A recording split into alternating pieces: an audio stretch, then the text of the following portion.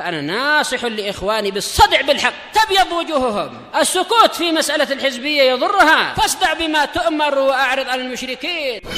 سلامي على دماج ورجالها والشيخ يحيى ودار العلم يا سعد بانيها. Bismillahirrahmanirrahim. Alhamdulillahi rabbil alamin. Wassalatu wassalamu ala rasulihil amin wa ala alihi wa ashabihi wa man tabi'ahum bi ihsanin ila yaumiddin. Amma ba'd. Ikhwanil kiram rahimani wa rahimakumullah. Pada pertemuan yang lalu kita telah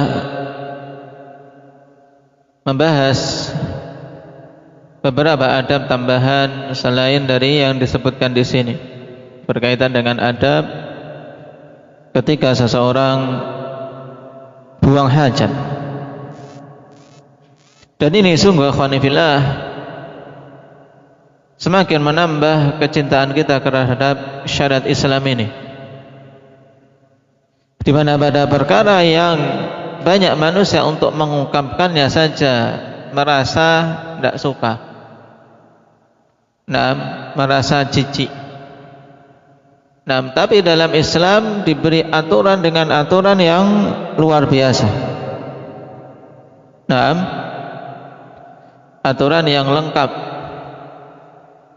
Bagaimana menghadapnya, bagaimana maknya, bagaimana ketika seorang istinja, seorang mau bersih-bersih, mau cebok darinya. Dan juga di mana tempatnya seorang buang hajat yang diperbolehkan dan yang dilarang. Telah kita lewati pada pertemuan kemarin. Di antara tempat-tempat yang dilarang untuk seorang buang hajat, yang datang larangan padanya apa saja, Abdul Razak?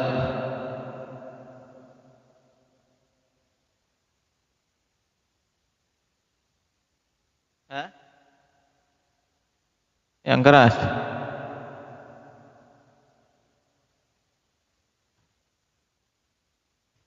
Kalah sama suara kipas. Berdiri biar semangat. Ngebas suaranya jadi enggak ini.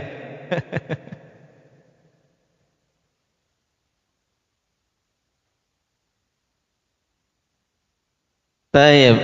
Tidak buang hajat di jalan yang orang melewatinya, berlalu lalang padanya, karena bahkan menjadikan sebab orang-orang melaknatnya. Yang lain, yang kedua,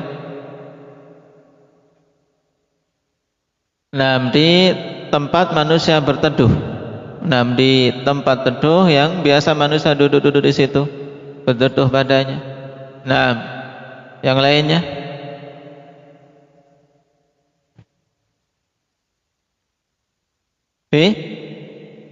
di air tergenang. Taib. Yang keempat, di masjid. Jelas tidak boleh buang hajat di masjid. Terus kelima,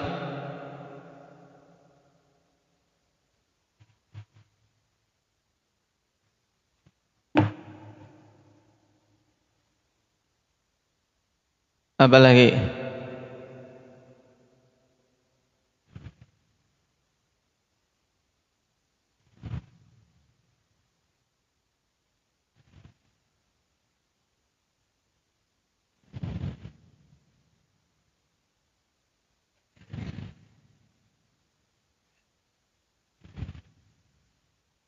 Apa lagi Zakaria, bisa nambahkan atau sudah itu tok yang kemarin?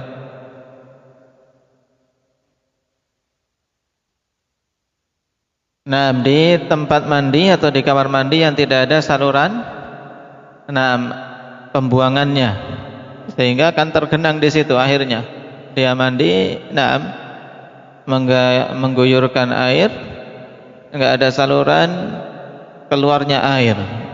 campur dengan air kencingnya, campur dengan kotorannya, ya tidak. Dan itu makna hadis larangan Nabi SAW untuk seorang tidak kencing di mustahammih, di tempat mandinya, yaitu pada tempat-tempat mandi yang tidak ada saluran pembuangan air. Dan juga di antara hal yang dilarang, ikhwan, yang ditambahkan di sini sebelum kita beralih pada bab yang keempat, yaitu nah Rasulullah SAW an yubala fil juhar. Dilarang untuk kencing di lubang-lubang yang ada di tanah. Dalam sebagian riwayat Qatadah mengatakan fa innaha masakinul jin, karena sesungguhnya lubang-lubang yang di tanah itu termasuk di antara tempat-tempat tinggal para jin. Dan kalaulah tidak jin, kemungkinan juga tempat tinggal dari hewan-hewan yang tentunya tersakiti, ya kawan. Seorang jalan-jalan kemudian sengaja mau kencing, mencari lubang di tanah, dikencingi. Misalnya ini ada. Kalau itu jin, maka terkadang ada orang kerasukan jin ketika kencing sembarangan. Kenapa? Karena mengganggu. Apalagi tidak berdoa, misalnya jalan-jalan di hutan atau di tempat-tempat yang di situ tidak ada hammam yang telah disediakan, kemudian kencing sembarangan tanpa berdoa. Ini terkadang sebab seseorang terkena gangguan jin. Maka jauhi untuk kencing di lubang-lubang yang ada di tanah, termasuk yang dilarang. Tapi sekarang kita masuk pada bab yang keempat. Qala Syekhuna Yahya Al-Hajuri hafizahullah ta'ala, "Adz-dzikru qabla al-bad'i fil wudu'." Zikir sebelum memulai wudu.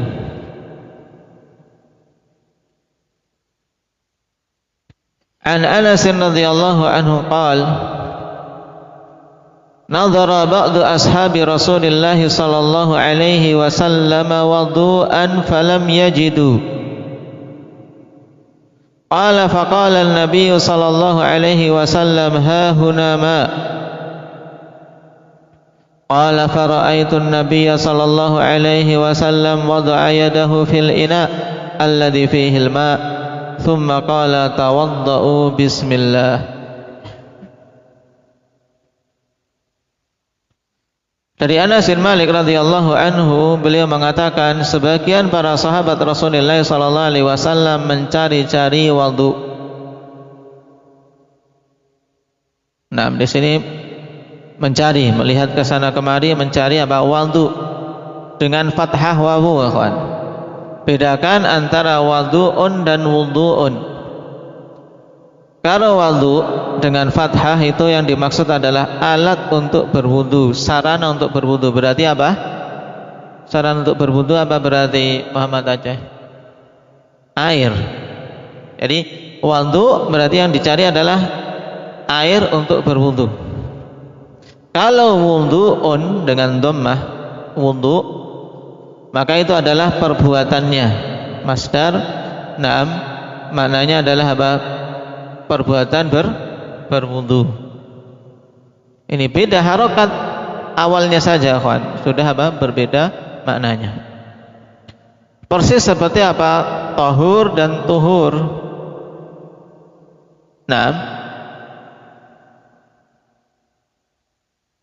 Dan juga yang ditambahkan untuk untuk faidah yang menunjukkan akhwanifillah kayanya bahasa Arab dan juga kejelian para immah lughah, menunjukkan perbedaan harokat saja, menunjukkan perbedaan makna antara janazah dan jinazah. Janazah dan jinazah. Perbedaan Perbedaan harokat jim. Masih ingat Abu Umar bedanya apa?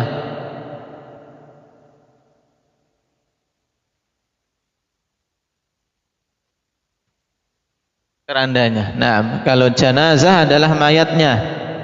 Mayat yang diletakkan di atas jenazah itu apa? Di atas keranda namanya jenazah, mayatnya. Kalau jenazah adalah apa? Kerandanya. Syekh Ibnu Utsaimin rahimahullah taala memberikan faedah cara mudah mengingatnya karena apa?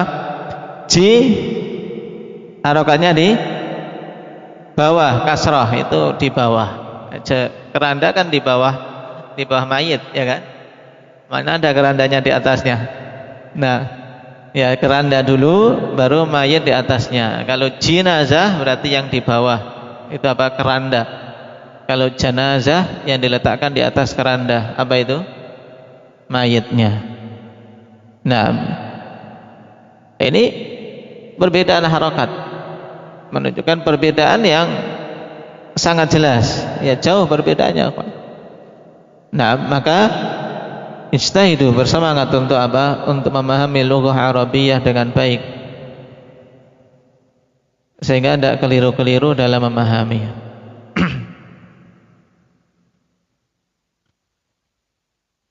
Nah, di sini sebagian sahabat Nabi sallallahu alaihi wasallam mencari-cari air untuk berwudu, falam yajidu, tapi mereka tidak mendapati. Maka Anas mengatakan, kemudian Nabi sallallahu alaihi wasallam bersabda, ha hunama, di sini ada air. Memanggil para sahabat untuk mendatangi beliau. Ha hunamaun. Di sini air, di sini air.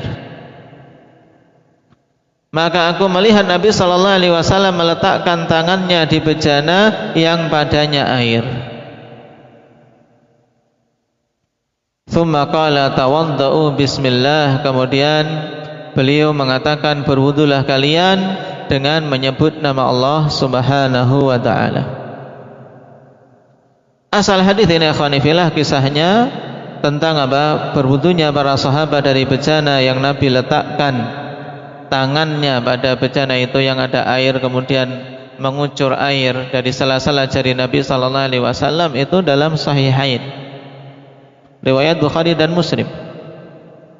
Akan tapi yang diinginkan di sini adalah tambahan lafaz Nabi sallallahu alaihi wasallam setelah memanggil para sahabat kemudian mengatakan tawaddau bismillah.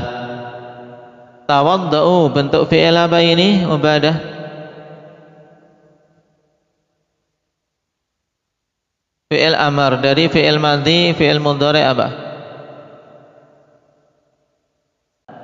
Tayyib, dari fi'il tawadda'a yatawadda'u dengan wazan tafa'ala yatafa'alu. Naam. Tawadda' anta, kalau antum berarti tawadda'u, berwudulah kalian, ini perintah. Naam, dengan menyebut nama Allah Subhanahu wa taala. Hadis ini akhwani fillah.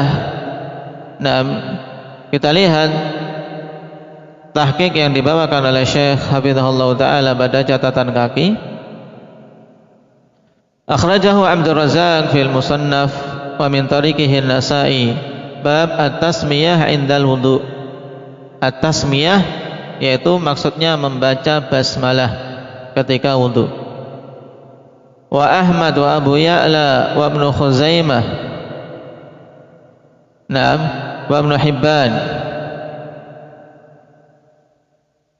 Kulluhum an Ma'mar an Thabit wa Qatadah an Anas radhiyallahu anhu.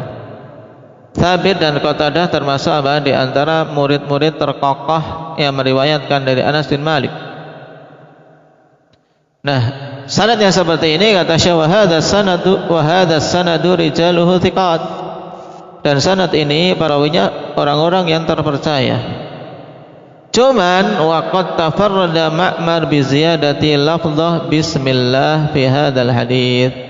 Hanya saja Ma'mar ya mengambil dari Thabit dan Qatadah telah bersendirian dalam menambahkan lafaz bismillah dalam hadis ini. Naam, wa rawahu an Thabit Hamad bin Salamah wa huwa athbatun nasi fi Thabit, dan telah meriwayatkan dari Thabit selain Ma'mar, Hammad ibnu Salamah, dan Hammad ini orang terkokoh yang meriwayatkan dari Thabit. Nah, ini praktek ikhwan dari pembahasan yang kita bahas dalam Sahih Muslim, pentingnya memahami apa dan mengingat-ingat para perawi-perawi terkokoh yang mengambil dari gurunya. Nah, paling terkokoh yang mengambil dari apa? Dari Thabit adalah Hammad ibnu Salamah. Taib yang dikeluarkan oleh Imam Ahmad.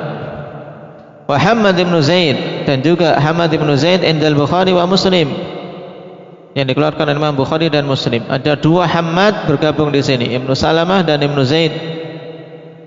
Wa Sulaiman ibn al-Mughirah, ini juga murid kuat inda Ahmad.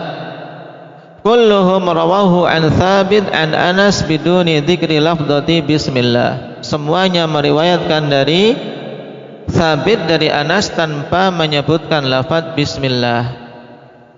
Tadi yang menambahkan Ma'mar ibn Rashid.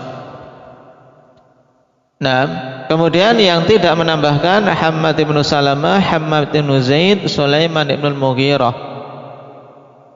3 orang murid terkemuka. Taib. Kira-kira ikhwan, 1 orang. Kemudian di sana ada murid yang lebih kuat, lebih senior lah mudahnya.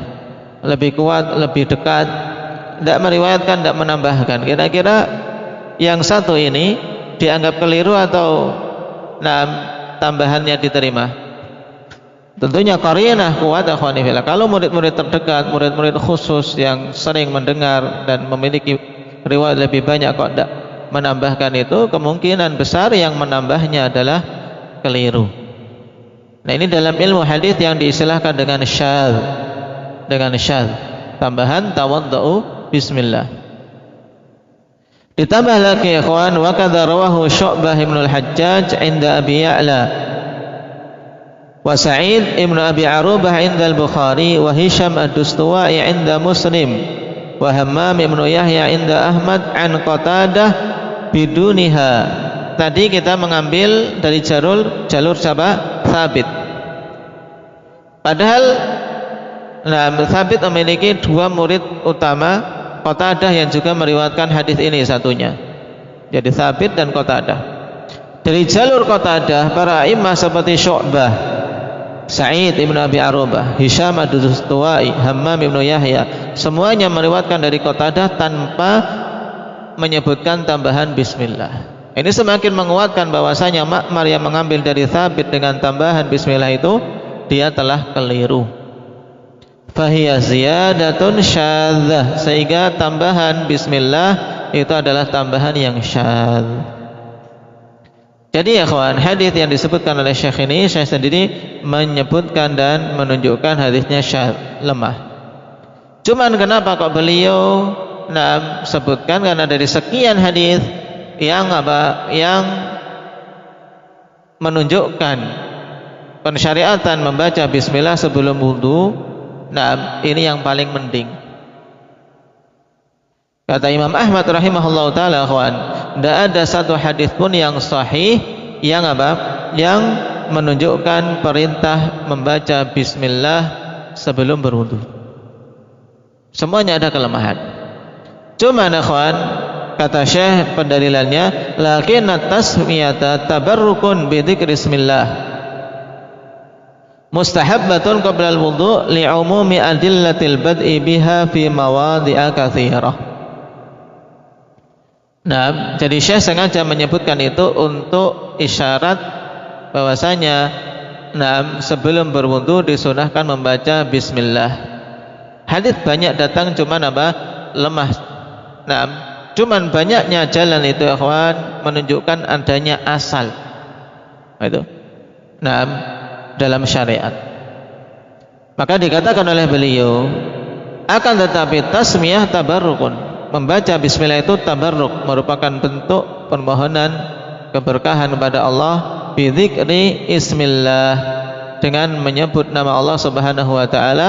Hukumnya mustahabbatun qabla al-wudu, disunnahkan sebelum wudu.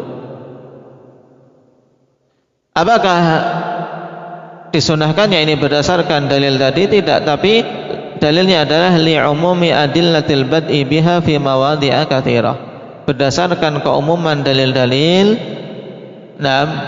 permulaan atau memulai sesuatu dengan membaca bismillah pada tempat-tempat yang banyak.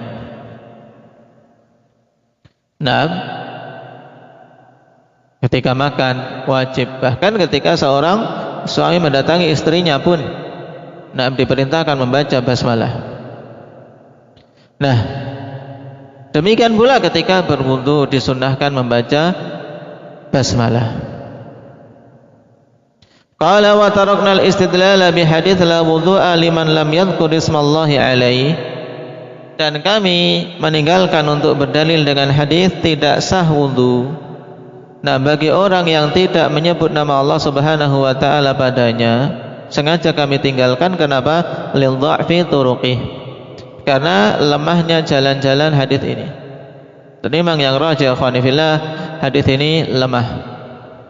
Kalaulah hadisnya dianggap sahih, maka maknanya adalah tidak sempurna wudu, bukan tidak sah, tapi tidak sempurna wudu. Maksudnya ada kekurangan pahala padanya, tapi wudunya tetap sah seandainya tidak membaca basmalah. Ini seandainya hadisnya sahih, tapi telah kita lewati hadisnya dhaif.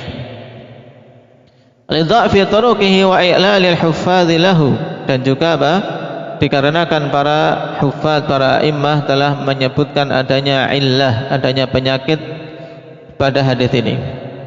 Asyarna ila ba'di dzalika fi takhrijina ala sunani sughra lil Baihaqi, dan telah kami isyaratkan sebagian illah tersebut pada takhrij kami untuk kitab As-Sunanus Sughra yang dikarang oleh Imam Al-Baihaqi rahimahullahu taala.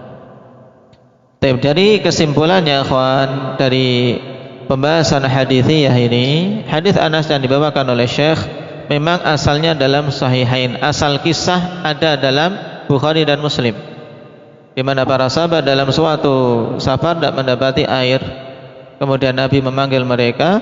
Beliau letakkan tangan di bejana yang ada airnya sedikit, kemudian mengucur air dari sela-sela jari. Ini termasuk mukjizat yang Allah berikan kepada Nabi kita Muhammad SAW, sehingga cukup semua pasukan untuk berwudu.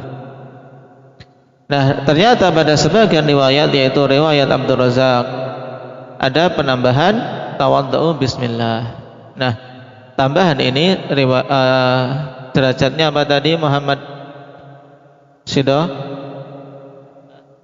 Istilahnya apa? Syadzah. Siapa yang syadz dalam riwayat tersebut, yang telah menyelisih para a'immah, murid-murid senior yang lain? Namanya siapa? Namanya siapa? Ilhan? Ma'mar. Taib. Ma'mar. Taib. Cuman beliau datangkan untuk menetapkan bahwasanya mengawali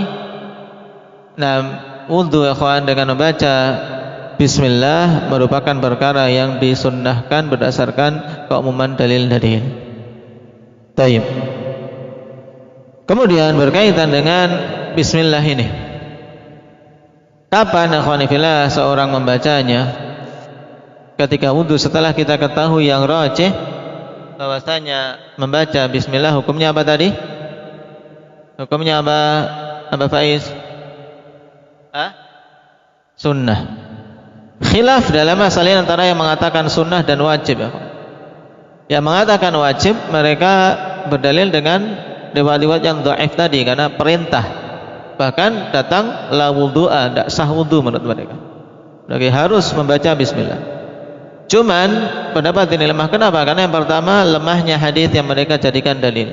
Yang kedua, dikarenakan begitu banyak sifat-sifat wudu yang dijelaskan oleh para sahabat, baik itu Utsman bin Affan, baik itu Abdullah bin Amr bin Al-As, demikian pula Abdullah bin Zaid, dan yang lainnya. Dalam sifat wudu itu tidak ada satupun ikhwan yang menyebutkan Nabi memerintahkan untuk apa? Untuk membaca bismillah di awal wudu. Padahal konteksnya dalam pengajaran, ya tidak. Seandainya itu wajib, tentu tidak akan dibiarkan dilewatkan untuk tidak diajarkan kepada para sahabat. Mesti akan diajarkan. Ini. Jadi ini menunjukkan bahwasanya yang rajih tidak sampai tingkatan wajib, tapi apa, tingkatannya mustahab. Nah, dan lafadznya ikhwanifillah yaitu bismillah. Tidak bisa digantikan dengan bismillahirrahman atau bismil aziz, tidak, tapi bismillah sebagaimana pada keumuman tasmiyah, keumuman basmalah, pada amalan-amalan yang disunnahkan atau bahkan diwajibkan membaca bismillah, seperti makan misalnya. Makan kita baca bismillah cukup. Dengan mengucapkan bismillah. Perkara berikutnya berkaitan dengan hal ini, yaitu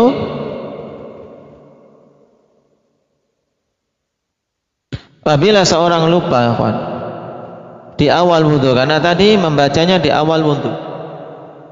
Maksudnya di awal wudhu yaitu ketika seorang mau memulai mencuci tangannya. Karena perlu diketahui dalam masalah ini pun terjadi khilaf. Apakah awal wudhu itu maksudnya dari semenjak awal sebelum melakukan amalan wudhu, yaitu menjelang mencuci tangan, ataukah awal dari hal yang wajib? Berarti awal yang wajib mana? Rukun mencuci apa? Mencuci muka menurut mereka. Awalnya berarti ketika mau mencuci muka membaca bismillah. Tapi yang rajih di sini yaitu ketika hendak mengawali mencuci telapak tangan, baca bismillah. Nah, kalau lupa ikhwan, sudah sampai mencuci tangan, sudah sampai mencuci muka misalnya, lupa belum membaca bismillah. Maka perkaranya kembali kepada khilaf di awal tentang hukum bacaan bismillah. Adapun kalau yang mengatakan sunnah, tidak masalah terhadap wudunya. Tidak bermasalah, wudunya tetap sah. Bahkan seandainya meninggalkan dengan sengaja pun wudunya sah. Cuman dia telah kehilangan sesuatu yang utama, sesuatu yang disunnahkan. Karena itulah Syekh Ibnu Utsaimin dan yang lainnya ikhwanifillah menegaskan kalau ingat di pertengahan wudu, ya sudah baca saja bismillah, tidak masalah. Dan teruskan, tidak perlu mengurangi dari awal. Tidak perlu mengulangi dari awal. Juga cukup bismillah, tidak perlu mengatakan bismillahi awwalahu wa akhirahu. Kenapa? Karena ini datang hadis pada apa? Kalau lupa membaca bismillah ketika makan. Taib.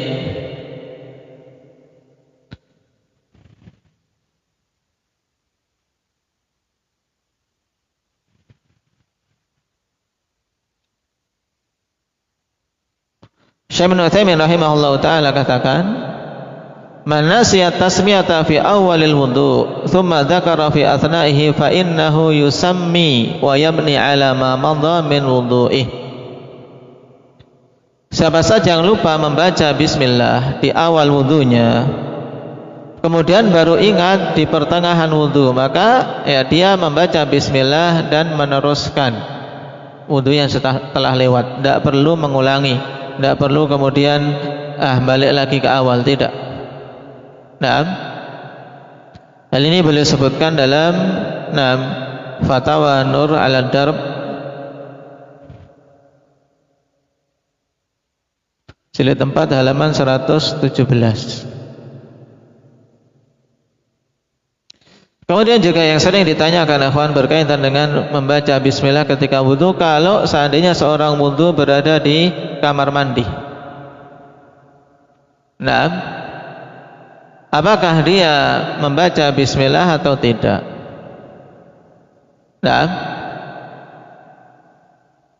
Telah kita lewati ikhwan bahwasanya berzikir di tempat seperti itu, di hammam, itu apa? Termasuk yang dimakruhkan. Termasuk yang dimakruhkan.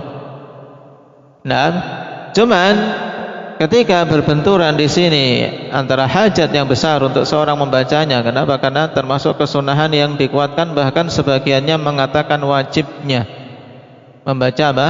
Membaca bismillah di awal wudu. Maka tetap membaca. Tetap apa? Dilafadzkan.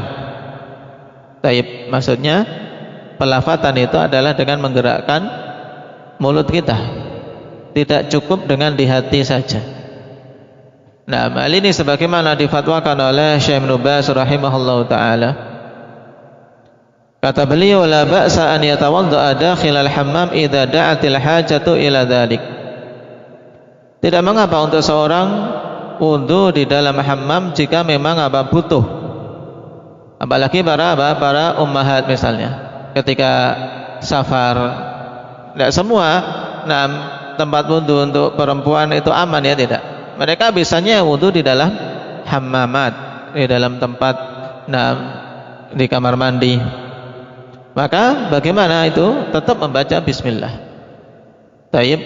Wa yusammi 'inda awalil wudu, kata beliau, tetap membaca bismillah di awal wudu. Yaqulu bismillah, dia ucapkan bismillah. Lianna tasmiyata wajibatun 'inda ba'di ahli ilmi wa mutaakkidatun 'indal aktsar. Dikarenakan membaca bismillah itu hukumnya wajib di sisi sebagian ahli ilmu dan merupakan sunnah yang dikuatkan di sisi mayoritas para ulama yang lain, karena memang pendapat jumhurul ulama mengatakan mustahabbah, cuman ada yang mengatakan wajib. Jadi khilafnya antara wajib dan sunnah, maka yang demikian tentunya tidak pantas ditinggalkan. Fayati biha wa tazulul karahah, sehingga hendaknya dia yarhamukallah, hendaknya dia mengucapkannya dan hilang kemakruhannya. Kenapa? Li'annal karahah tazulu 'inda wujudil hajah ila tasmiyah. Kenapa? Karena kemakruhan itu hilang dengan adanya kebutuhan untuk mengucapkan bismillah. Wal insan ma'murun bit tasmiyah 'inda awwalil wudu wa yusammi wa yukmilu wudu'ah. Sehingga hendaknya seseorang seseorang diperintahkan untuk membaca bismillah di awal wudu dan membaca dan menyempurnakan wudunya. Ini penjelasan sangat gamblang dari Syekh Ibnu Baz rahimahullahu taala, ikhwan, sebagaimana dalam Majmu' Fatawa beliau jilid yang ke-10 halaman 28.